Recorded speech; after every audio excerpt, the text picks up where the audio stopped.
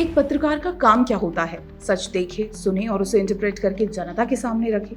अब इसकी डेफिनेशन एक तरफा नफरत फैलाना कब से हो गया, ये तो आपको खुद को वरिष्ठ पत्रकार बताने वाले राजदीप सरदेसाई ही बता सकते हैं। कथित पत्रकार राजदीप सरदेसाई, जो खुद का नफरती और भारत विरोधी एजेंडा चलाते हैं, वो रवीश कुमार और ध्रुव राठी के एजेंडे को भी भरपूर प्रमोट करते हैं। खान मार्केट में चर्चा में चल रही उनकी हालिया किताब 2024 the election that surprised India में यही सब पिरोए गए 20 सरपैर के इवेंट्स हैं और इनकी किताब को प्रमोट कर रहा है मीडिया पोर्टल स्क्रॉल। तो चलिए किया जाए राजदीप सरदेसाई की कथित किताब का पोस्टमार्टम। इसमें सबसे पहले राजदीप सरदेसाई ध्रुव राठी के एजेंडे पर बात करते हैं। वो लोगों का रेफरेंस देकर ये बताना चाहते हैं कि यूट्यूबर ध्रुव राठी ने देश के प्रधानमंत्री नरेंद्र मोदी को डिक्टेटर यानी तानाशाह बताते हुए जो वीडियो बनाया था, वैसी पत्रकारिता करने के गट्स टीवी के मेन स्ट्रीम मीडिया चैनल्स के पास नहीं है। सरल शब्दों में कहूं तो लोगों का रेफरेंस देकर राजदीप सरदेसाई जो बात कर रहे हैं वो दरअसल अपने मन की ही बात कर रहे हैं। इसे नकारा भी नहीं जा सकता। और केवल इतना ही नहीं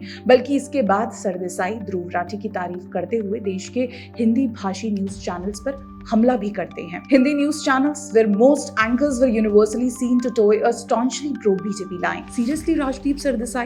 And what about your Congressy journalist propaganda? जहां आप हमेशा विपक्षी पार्टियों का समर्थन कर केंद्र सरकार पर हमले करते हैं, जहां हार्ड हिटिंग सवाल आप केवल केंद्र सरकार से करते हैं, विपक्षी पार्टियों के साथ बैठ तो आप लंच या डिनर करते हैं।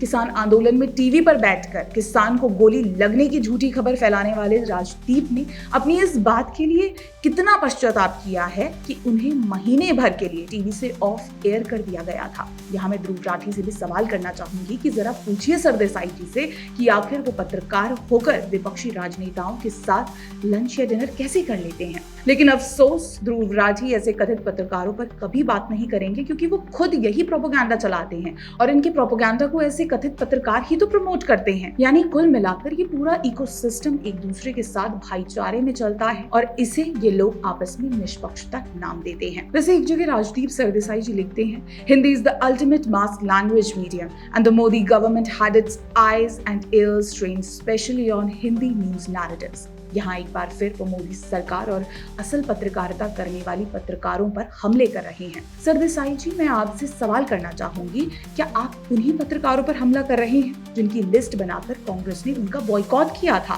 क्योंकि ये पत्रकार आपकी तरह कांग्रेसी प्रोपेगेंडा नहीं चलाते। इससे आपको और आपके नेताओं को समस्या है। आपको समस्या है कि ये पत्रकार आपकी टीएमसी राज्यसभा सांसद वाली पत्नी सागरिका घोष के बंगाल की डरा देने वाली सच्चाई सबके सामने लाने के गट्स रखते हैं। आपको समस्या है कि ये पत्रकार निष्पक्ष होकर पत्रकारिता करते हैं। आपकी तरह चिल्लाकर हरियाणा में कांग्रेस की जीत नहीं घोषित करते। मगर आपकी पत्रकारिता में निष्पक्षता देखना मुश्किल है, क्योंकि कांग्रेसी नमक ये आपको कभी करने नहीं देगा। ये कांग्रेसी नमक सरदेसाई के दिमाग में इस कदर चढ़ गया है कि पत्रकारिता छोड़िए, अपने प्रोपेगेंडा को चलाने के लिए पूरी किताब ही लिख डाली। वैसे यहाँ राजदीप सरदेसाई जिन्हें कथित पत्रकार से यूट्यूबर बने रवीश कुमार की हिंदी पत्रकारिता को लेकर भी तारीफों के पुल बांध दिए हैं। सबसे पहले वो रवीश कुमार की अचीवमेंट्स गिनाते हैं, फिर ये बताने का प्रयास करते हैं कि आज के समय में हिंदी पत्रकारिता में रवीश कुमार जैसा कोई दूसरा पत्रकार नहीं। बाकी हिंदी पत्रकारों को वो गोदी मीडिया का टाइटल देते हैं, उन्हें मोदी सरकार के अंडर काम करने वाला पत्रकार बताते हैं और ये भी बताते हैं कि ये रवीश कुमार ही थे जिन्होंने गोदी मीडिया का नाम दिया था। अब सबसे पहले मैं सरदेसाई जी से सवाल करूंगी कि क्या आपने कभी अपने कांग्रेसी पत्रकार वाली छवि पर बात की, अपने कांग्रेसी प्रेम के बारे में?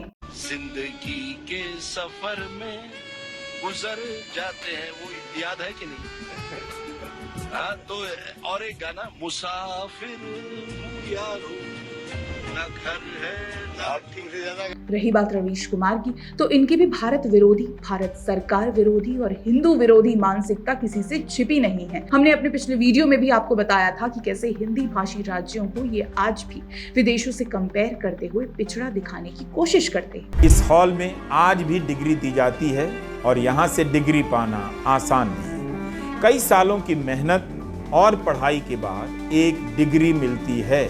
ऐसी यूनिवर्सिटी देखकर सांस ही फूल जाए। अच्छा है, बल्कि बहुत अच्छा है कि बक्सर, आरा, छपरा से लेकर मुजफ्फरनगर, बहराइच और बुलंदशहर में इस तरह की कोई यूनिवर्सिटी नहीं है। ये बहुत अच्छी बात है, वरना पढ़ते पढ़ते दम फूल जाता। कैसे भारत के मिडिल क्लास को गालियां देते हैं क्योंकि भारत का अधिकतर मिडिल क्लास हिंदू है। भारत का मिडिल क्लास एस्पिरेशनल, आकांक्षी, महत्वाकांक्षी क्लास नहीं रहा, कम्युनल क्लास हो चुका है। उसे राष्ट्रवाद और सांप्रदायिकता का अंतर आप नहीं समझा सकते। उसकी जेब में कुछ है नहीं, दिमाग में जहर भर गया है, बाजार में उसकी कमाई हवा होने लगी है, लेकिन मिडिल क्लास को उसी से खुश है। कैसे मोदी सरकार के कार्यकाल में भारत की अर्थव्यवस्था सुधरने पर भी ये उसे नकारते हैं। प्रति व्यक्ति आय के हिसाब से देखिए तो भारत अमेरिका, चीन, जापान और जर्मनी, ब्रिटेन से तो पीछे है ही, बांग्लादेश से भी पीछे है। हम चीन, जापान, जर्मनी, फ्रांस, ब्रिटेन से इतना ज्यादा पीछे हैं कि उनकी बराबरी के बारे में अभी सोच भी नहीं सकते।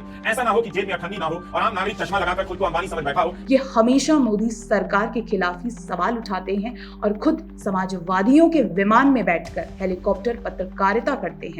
विपक्ष से तो इन्हें प्यार है। चलिए अब वीडियो के अंत में आते हैं, सच्चाई बताते हैं। दरअसल राजदीप सरदेसाई और रवीश कुमार जैसे कथित पत्रकारों का 2014 से पहले यूपीए सरकार के समय बोलबाला हुआ करता था।